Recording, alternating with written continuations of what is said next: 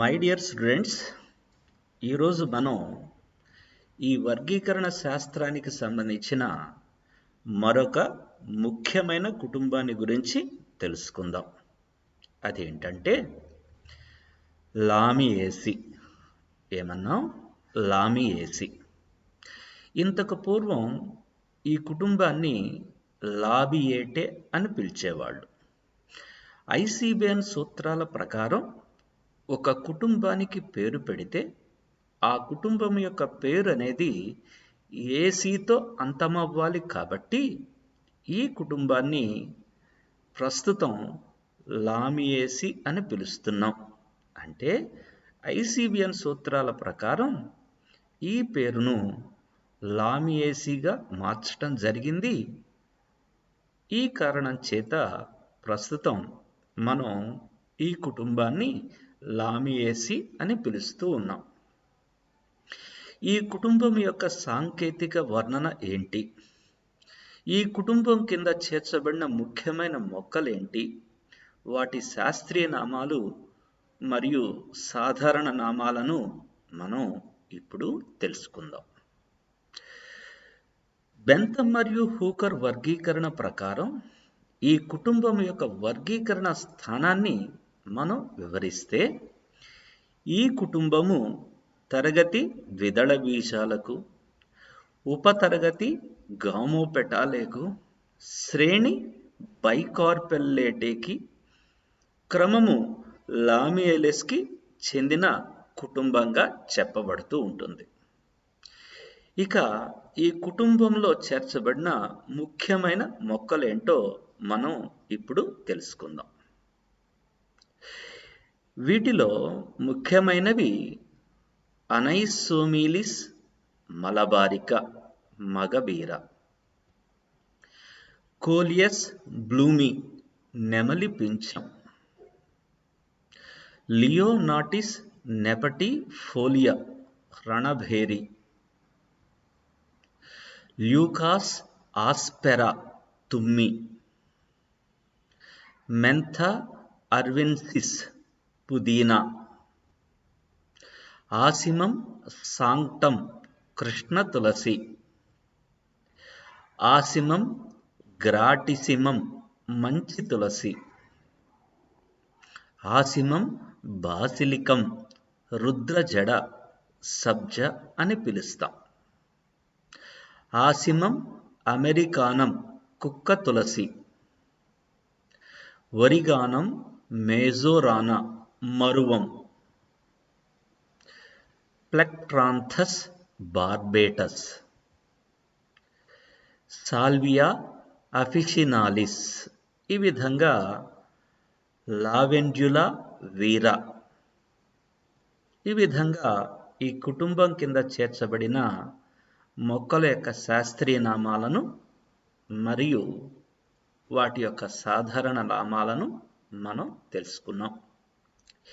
ఈ కుటుంబం యొక్క భౌగోళిక విస్తరణ గురించి మనం ఇప్పుడు అర్థం చేసుకుందాం. ఈ కుటుంబంలో సుమారుగా 180 ప్రజాతులు చేర్చబడ్డాయి. వాటి దిగువన 3500 జాతులు చేర్చబడ్డాయి. ఈ మొక్కలు అన్ని ప్రాంతాల్లో విస్తరించి ఉన్నప్పటికీ ప్రధానంగా మధ్యధరా ప్రాంతంలో వీటి యొక్క విస్తరణను మనం గమనించగలుగుతాం. భారతదేశంలో ఈ మొక్కలు ప్రధానంగా శుష్క ఆవాసాలలో వన్యజాతులుగా పెరుగుతూ ఉంటాయి. ఈ మెంథా, ఆసిమం, సాల్వియా, మరువం, మెజోరానా ఇలాంటి మొక్కలనేవి మనకి సుపరిచితమైన మొక్కలుగా చెప్పుకుంటూ ఉంటాం. మనకు తెలుసు, ఉదయాన్నే తులసి కోటకు పూజ చేయకుండా బయటకు రాం. అంటే దానిని ఎంతో ప్రధానమైన దైవ సంబంధమైన మొక్కగా మనం చెప్పుకుంటూ ఉంటాం. హోలీ ప్లాంట్ అని పిలుచుకుంటూ ఉంటాం. ఈ కుటుంబం కింద చేర్చబడిన మొక్కల యొక్క ప్రధానమైన శాఖీయ లక్షణాలను గురించి మనం చర్చించుకుందాం. ఈ కుటుంబపు మొక్కలు ప్రధానంగా సమోద్భిజాలు, మధ్య రకపు మొక్కలుగా చెప్పబడుతూ ఉంటాయి. మెంథ ఆక్వాటికా లాంటి మొక్కలు నీటి మొక్కలుగా, లైకోపస్ లాంటి మొక్కలు బురద నేలల్లో పెరిగే మొక్కలుగా మనకి కనిపిస్తూ ఉంటాయి. ఈ రోస్ మారినస్ వంటి కొన్ని మొక్కలు ఎడారి జాతులుగా అరుదుగా కనిపిస్తూ ఉంటాయి. ఈ మొక్కలు ప్రధానంగా ఏకవార్షిక లేదా బహువార్షిక గుల్మాల మాదిరిగా కనిపిస్తూ ఉంటాయి. ఈ లావెండ్యులా మాదిరిగా పొదల రూపంలో కూడా కనిపించవచ్చు.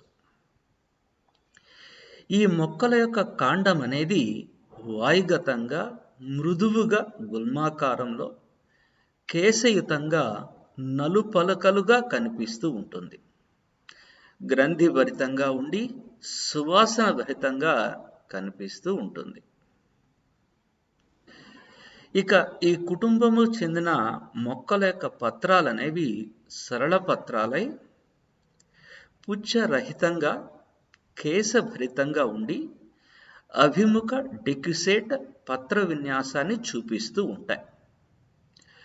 తైల గ్రంథులు సమృద్ధిగా ఉండటం మూలంగా పత్రాలు సువాసనలను వెలువరిస్తూ ఉంటాయి.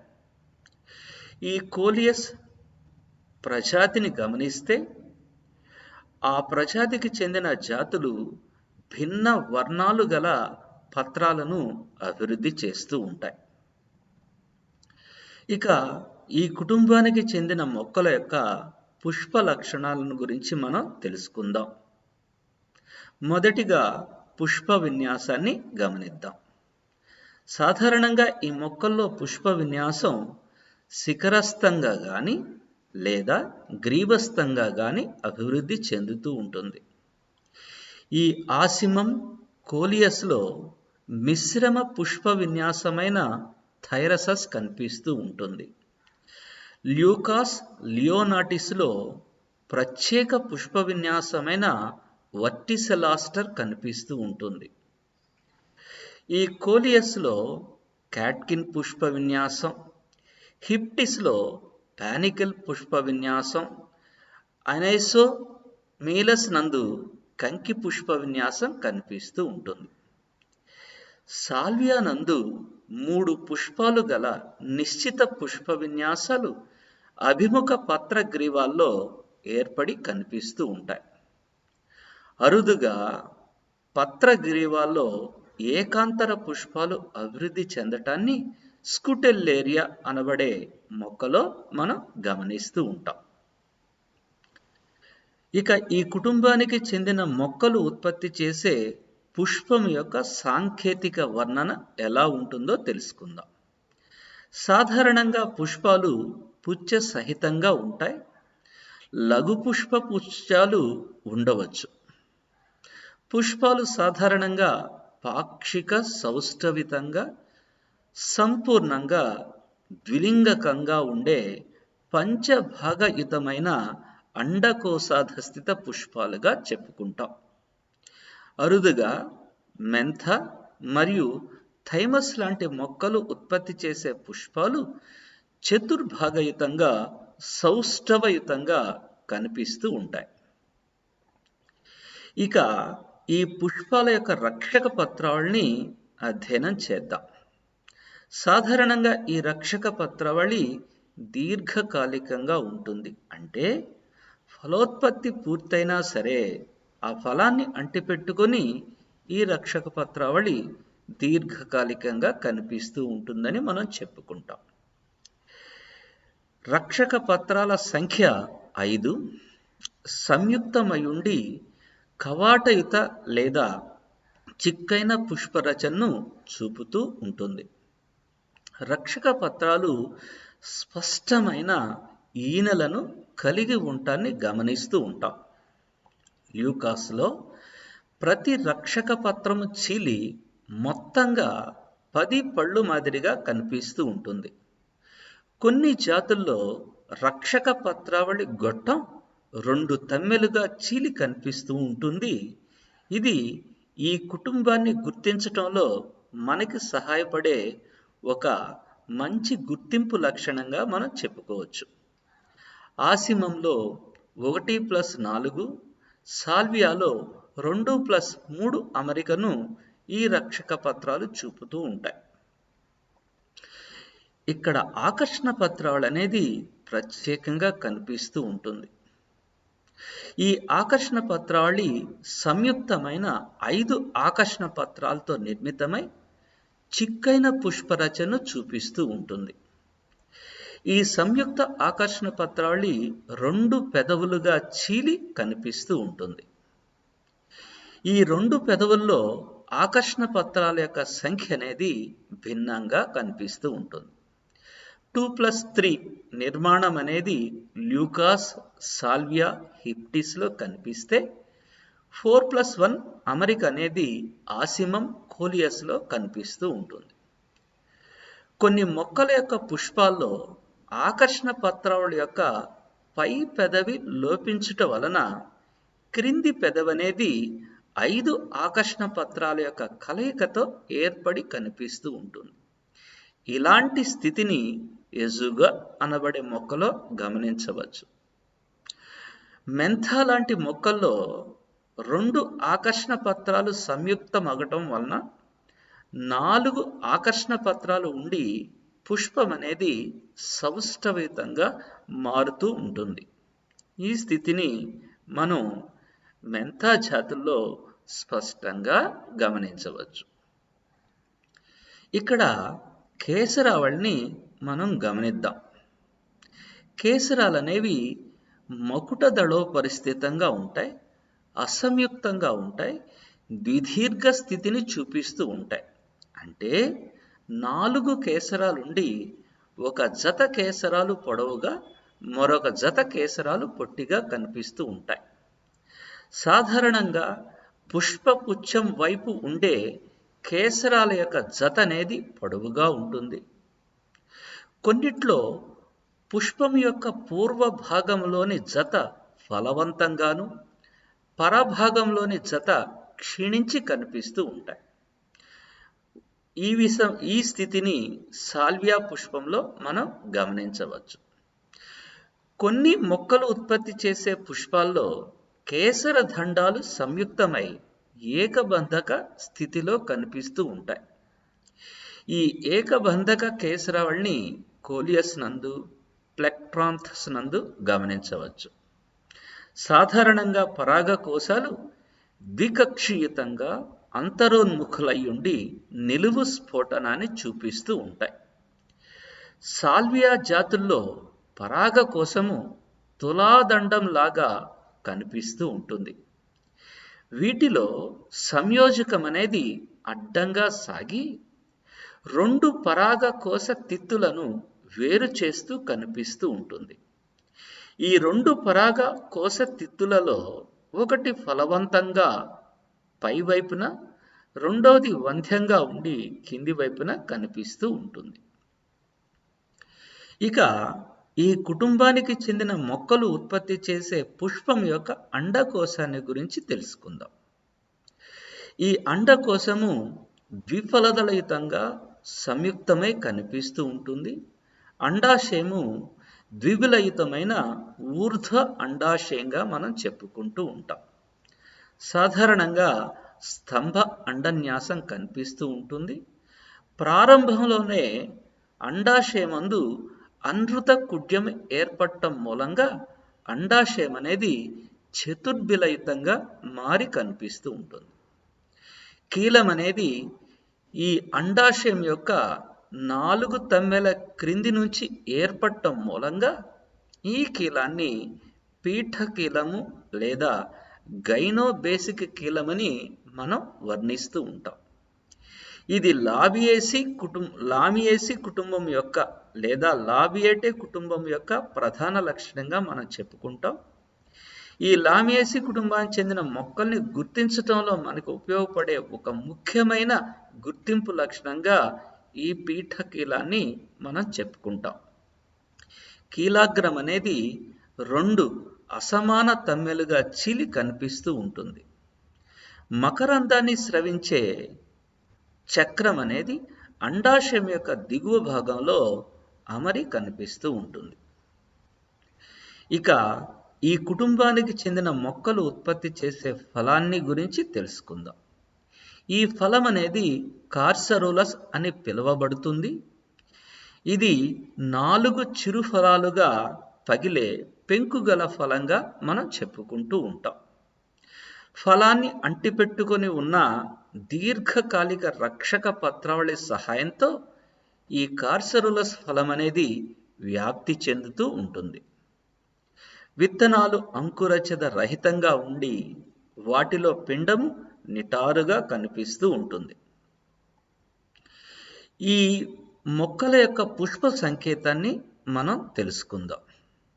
ఆసిమం పుష్పాన్ని గమనిస్తే అది పుష్ప పుచ్చ సహితంగా పాక్షిక సౌష్ఠవయుతంగా ద్విలింగకమై కనిపిస్తూ ఉంటుంది.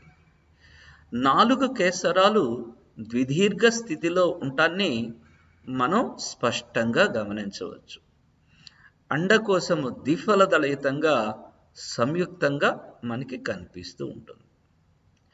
సాల్వియా నందు పుష్పం అనేది పుష్పపుచ్చ సహితంగా పాక్షిక సౌష్ఠవయుతంగా సంపూర్ణమై ద్విలింగకమై కనిపిస్తూ ఉంటుంది. ఇక రక్షక పత్రావళి 3/2 అమరికను, ఆకర్షణ పత్రావళి 2/3 అమరికను, మకుట దళోపరిస్థితంగా ఉండే 2 ఫలవంతమైన కేసరాలను ద్విఫలదళయుతంగా సంయుక్తంగా ఉండే అండకోశాన్ని కలిగి ఉంటుందని చెప్పుకోవచ్చు. ఇక్కడ పరపరాగ సంపర్కాన్ని మనం స్పష్టంగా అధ్యయనం చేయాలి. ఈ లామియేసి కుటుంబానికి చెందిన పరాగ సంపర్కం అనేది ఒక ముఖ్యమైన లఘు ప్రశ్నగా మనం చెప్పుకుంటూ ఉంటాం. ఇక్కడ పుష్పాలు ఆకర్షణీయంగా వర్ణయుతంగా ఉండి ఆకర్షణీయమైన వర్టిసలాస్టర్ వంటి పుష్ప విన్యాసాల్లో అమరి కనిపిస్తాయి. కాబట్టి ఇక్కడ పరాగ సంపర్కం అనేది కీటకాల వలన జరుగుతూ ఉంటుంది. అంతేకాకుండా పుష్పాలు అనేవి మకరందాన్ని ఉత్పత్తి చేస్తూ సువాసనను కలిగి ఉండి కీటకాలను ఆకర్షిస్తూ ఉంటాయి. ఈ పుష్పాల్లో పుంభాగ ప్రథమోత్పత్తి ఫలితంగా స్వపరాగ సంపర్కం అంటే ఆత్మపరాగ సంపర్కము నిరోధించబడి ఉంటుంది. అవశ్యాంగాల భిన్నకాలిక పక్వత అనేది ఈ కుటుంబానికి చెందిన మొక్కల యొక్క పుష్పాల్లో సర్వసాధారణంగా కనిపించే లక్షణంగా మనం చెప్పుకోవచ్చు. చాలా మొక్కల్లో ఆకర్షణ పత్రావళి సంయుక్తంగా ఉండి ఆ సంయుక్త ఆకర్షణ పత్రావళి యొక్క గొట్టం అనేది 2 పెదవులుగా చీలి కనిపిస్తూ ఉంటుంది. పై పెదవి నిటారుగా ఉండి కేశయుతంగా ఉండి అవశ్యకాంగాలను కప్పి ఉంచుతుంది. కీలాగ్రం మాత్రం కొద్దిగా బయటకు వచ్చి స్పష్టంగా కనిపిస్తూ ఉంటుంది. క్రింది పెదవి సమాంతరంగా వ్యాపించి ఉండి కీటకాలను ఆకర్షించి అవి వాలటానికి అనువుగా ఒక ప్లాట్ఫామ్ మాదిరిగా పనిచేస్తూ ఉంటుంది. ఎప్పుడైతే కీటకం అనేది కింది పెదవిపై వాలి మకరందాన్ని గ్రోలుతూ ఉంటుందో అప్పుడు ముందుగా పక్వానికి వచ్చిన కేసరాలనేవి ఆ కీటకం యొక్క శరీరానికి తగిలి ఆ కీటకం యొక్క శరీర పైభాగం మీద పుప్పొడి రాలుతూ ఉంటుంది. కీలాగ్రం కూడా కీటకాన్ని తాకుతుంది. కానీ ఆ సమయంలో అండకోశం అనేది పక్వ స్థితిలో ఉండదు. కనుక ఆత్మపరాగ సంపర్కం అనేది జరగదు. కానీ ఈ కీటకము మరొక పుష్పం మీద వాలినప్పుడు పక్వస్థితిలోకి వచ్చిన అండకోశం ఉన్నట్లయితే ఖచ్చితంగా పరపరాగ సంపర్కం జరగటానికి ఆస్కారం ఉంటుంది, అవకాశం ఉంటుంది. ఇక్కడ సాల్వియాలో జరిగే పరపరాగ సంపర్కాన్ని ఇంకొంచెం క్షుణ్ణంగా మనం అధ్యయనం చేద్దాం. ఈ సాల్వియాలో జరిగే పరపరాగ సంపర్క విధానాన్ని తులాదండ యాంత్రికము అంటారు. ఎంఎస్సి ఎంట్రన్స్లో ఇది ఒక ముఖ్యమైన ప్రశ్నగా మనం చెప్పుకుంటాం. తులాదండ యాంత్రికంని ఈ మొక్కలో గమనించవచ్చు అన్న తులాదండ యాంత్రికము ద్వారా పరపరాగ సంపర్కాన్ని జరగటాన్ని ఈ మొక్కలో గమనించవచ్చు అని అడిగితే మనం చెప్పాల్సిన జవాబు ఏంటంటే అయ్యా సాల్వియా. ఈ మొక్కల్లో పుష్ప పుచ్చ సహితంగా ఉన్న పుష్పాలు కనిపిస్తూ ఉంటాయి. ఆ పుష్పపుచ్చాలు, రక్షక పత్రాలు, ఆకర్షణ పత్రాలు చాలా ఆకర్షణీయంగా ఉండి కీటకాలను ఆకర్షిస్తూ ఉంటాయి. పుష్పాలు పుంభోగ ప్రథమోత్పత్తిని చూపి ఆత్మపరాగ సంపర్కాన్ని నిరోధించుకుంటూ ఉంటాయి. పుష్పములో 2 కేసరాలు మాత్రమే పూర్వ భాగాన కనిపిస్తూ ఉంటాయి. సంయోజకము అడ్డంగా పెరగటం మూలంగా పరాగకోశం యొక్క తిత్తులనేవి ఒకదాని నుండి మరొకటి దూరంగా అమరి కనిపిస్తూ ఉంటాయి. అందువలన కేసరం అనేది టీ ఆకారంలో కనిపిస్తూ ఉంటుంది. ప్రతి కేసరంలో ఒక పరాగకోశం యొక్క తిత్తి ఫలవంతంగాను, రెండవ పరాగకోశం యొక్క తిత్తి వంధ్యంగాను ఉంటుంది. 2 కేసరాల సంయోజకం యొక్క కింది భాగాలు ఆకర్షణ పత్రావళి గొట్టము ద్వారా గొట్టం యొక్క ద్వారం వద్ద అడ్డంగా అమరి కనిపిస్తూ ఉంటాయి. కీటకము మకరందం కొరకు ఆకర్షణ పత్రావళి పీఠ భాగంలోకి చేరేప్పుడు ఈ సంయోజకాల కింది భాగాలు లోపలికి నెట్టబడతాయి. కాబట్టి ఫలవంతమైన పరాగకోశ తిత్తులు గల అర్ధభాగాలు క్రిందికి వంగి కీటకం యొక్క దేహానికి తగిలి పరాగరేణువులను వెదజల్లుతాయి. అండాశయము పక్వస్థితికి చేరినప్పుడు పుష్పాన్ని కీటకము సందర్శించినప్పుడు దాని కీలాగ్రము కీటక దేహాన్ని తాకినప్పుడు పరాగరేణువులు స్వీకరించబడి పరపరాగ సంపర్కం జరుగుతుంది. కేసర దండంపై సంయోజకము తేలికగా చలించే విధంగా అంటే తులాదండం మాదిరిగా కనిపిస్తుంది. కాబట్టి ఈ పరపరాగ సంపర్క యాంత్రికాన్ని తులాదండ యాంత్రికము లేదా లీవర్ మెకానిజము అని పిలుచుకుంటూ ఉంటాం. ఈ లీవర్ మెకానిజం అనేది సాల్వియా పుష్పాల్లో అద్భుతంగా కనిపిస్తూ ఉంటుంది. ఈ పక్కనున్న ఈ ఫోటోగ్రాఫ్స్లో కూడా కీటకం యొక్క శరీర భాగానికి తాకుతున్న పరాగకోశపు తిత్తులను, కీటకం యొక్క శరీర భాగానికి తాకబోతున్న కీలాగ్రాన్ని మనం స్పష్టంగా గమనించవచ్చు. ఈ కుటుంబానికి చెందిన మొక్కల యొక్క ఆర్థిక ప్రాముఖ్యతను గురించి మనం తెలుసుకుందాం. ఈ కుటుంబపు మొక్కల నుండి లభించే సుగంధ తైలాలను నూనెలో, పదార్థాల యొక్క రుచి కొరకు, వైద్యం కొరకు ఔషధాలుగా వినియోగిస్తూ ఉంటారు. కొన్ని మొక్కలను అలంకరణ కోసం మనం పెంచుకుంటూ ఉంటాం. సుగంధ తైలాలను మరియు ఔషధ గుణాలను కలిగిన మొక్కలను గురించి ముందుగా మనం తెలుసుకుందాం. ఆసిమం జాతుల నుండి లభించే సుగంధ తైలాలను సువాసన కొరకు, అంతేకాకుండా ఔషధంగాను వినియోగిస్తూ ఉంటాం. ఆ ఆసిమం జాతులు ఏంటంటే ఆసిమం సాంక్టం, ఆసిమం అమెరికానం, ఆసిమం గ్రాటిసిమం, ఆసిమం బాసిలికం. ఇక తులసి ఆకులను చుండ్రును నివారించుట కొరకు, జలుబు దగ్గు నివారణ కొరకు ఉపయోగిస్తూ ఉంటాం. ఈ తులసి ఆకుల రసాన్ని చెవి నొప్పి నివారణకు కూడా మనం వినియోగిస్తూ ఉంటాం. ఈ మెంతా జాతుల నుండి తీసే నూనెను పిప్పర్మెంట్లోను, మందుల్లోనూ, పౌడర్లోనూ వినియోగిస్తూ ఉంటారు. మెంతా ఆకుల యొక్క రసాన్ని వికారము మరియు వాంతుల యొక్క నివారణ కొరకు వినియోగిస్తూ ఉంటారు. అంతేకాకుండా ఈ కీళ్ల నొప్పులకు ఈ మొక్క యొక్క ఆకుల రసాన్ని మర్దనం చేస్తూ ఉంటారు. అపస్మారక, జ్వరాన్ని వంటి వ్యాధులను నివారణ కొరకు కూడా ఈ మొక్కల యొక్క పత్రాల నుండి లభించే రసం ఉపయోగపడుతుందని మనం చెప్పుకోవచ్చు.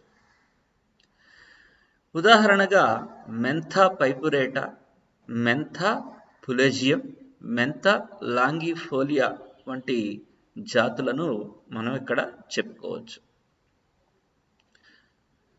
ఈ లావెండ్యులా జాతిని జాగ్రత్తగా గమనిస్తే ఈ జాతి యొక్క పువ్వుల నుండి స్వేదన ప్రక్రియ ద్వారా లావెండ్యులా నూనెను తీస్తాం. దానిని అత్తరు పరిశ్రమలో సబ్బులు తయారు చేయటంలో వినియోగిస్తూ ఉంటారు. మనం పెంచే ఈ లావెండ్యులా జాతుల్లో లావెండ్యులా అంగుస్టిఫోలియా, లావెండ్యులా లాటిఫోలియా, లావెండ్యులా వీరా ప్రధానమైన జాతులుగా మనం చెప్పుకోవచ్చు. ఈ ఒరిగానం మజోరానా అనబడే మొక్క యొక్క ఆకులను వంటి నొప్పులకు మర్దన చేయటం కోసం వినియోగిస్తూ ఉంటారు. ఈ మొక్క యొక్క పత్రాలనేవి మంచి సువాసనను ఇస్తూ ఉంటాయి. ఈ ప్లెక్టాంథస్ మొలిస్ అనబడే మొక్క యొక్క ఆకులను దంచి రక్తస్రావాన్ని అరికట్టడానికి వినియోగిస్తూ ఉంటారు. ఈ మెంతా అర్వెన్సిస్ అనబడే మొక్కల యొక్క ఆకులను పుదీనా ఆకుకూరగా మనం వినియోగిస్తూ ఉంటాం. ఈ ఆసిమం సాంక్టమ్, కోలియస్ అబాయినికస్ పత్రాలను సలాడ్లలో, శాండ్విచ్లలో వినియోగిస్తూ ఉంటారు. ఈ ఆసిమం కిలిమంజీకారియం నుంచి మనకి కర్పూరం లభిస్తూ ఉంటుంది.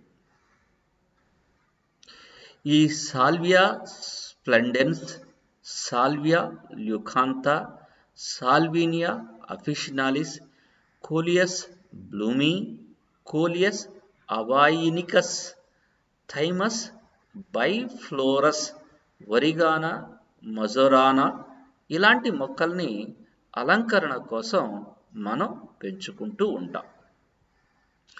కొన్ని మొక్కలు వన్య జాతులుగా, కలుపు మొక్కలుగా మన పరిసర ప్రాంతాల్లో పెరుగుతూ ఉంటాయి. ఈ కలుపు మొక్కలకు ఉదాహరణగా లియో నాటిస్ నెపటిఫోలియా, లియో నాటిస్ ఆక్సిలారిస్, ల్యూకాస్ ఆస్పెరా, ఆసిమం అమెరికానం, హిప్టిస్ సావియోలెన్స్ని మనం చెప్పుకోవచ్చు. ఇక ఈ కుటుంబానికి చెందిన మొక్కల యొక్క గుర్తింపు లక్షణాలను ఒక్కసారి మననం చేసుకుందాం. గుల్మాలు, శాఖీయ భాగాలు కేశాలతో కప్పబడి ఉంటాన్ని మనం గమనించవచ్చు. కాండం అనేది ప్రధానంగా నలుపలకలుగా కనిపిస్తూ ఉంటుంది. సువాసన గల సరళ పత్రాలు అభిముఖ డెక్యుసెట్ పత్ర విన్యాసంలో అమరి కనిపిస్తూ ఉంటుంది. మిశ్రమ పుష్ప విన్యాసమైన థైరసెస్ కానీ, ప్రత్యేక పుష్ప విన్యాసమైన వర్టిసెలాస్టర్ కానీ పుష్ప విన్యాసంగా కనిపిస్తూ ఉంటుంది. పుష్పాలు పాక్షిక సౌష్ఠవయుతంగా ఉండే అండకోశాధస్థిత పుష్పాలుగా చెప్పచ్చు. రెండు పెదవులుగా చీలిన ఆకర్షణ పత్రావళి, ద్విదీర్ఘ స్థితిలో ఉన్న మకుట దళోపరిస్థితంగా ఉండే కేసరాలు, ద్విఫలదళయుతంగా సంయుక్తంగా ఉన్న అండాశయము, స్తంభ అండన్యాసము, పీఠ సంబంధ కీలం గైనోబేసిక్ స్టైల్, కార్సరులస్ ఫలము ఈ కుటుంబానికి చెందిన మొక్కల్లో మనం గమనించదగిన ప్రధానమైన గుర్తింపు లక్షణాలుగా చెప్పుకోవచ్చు.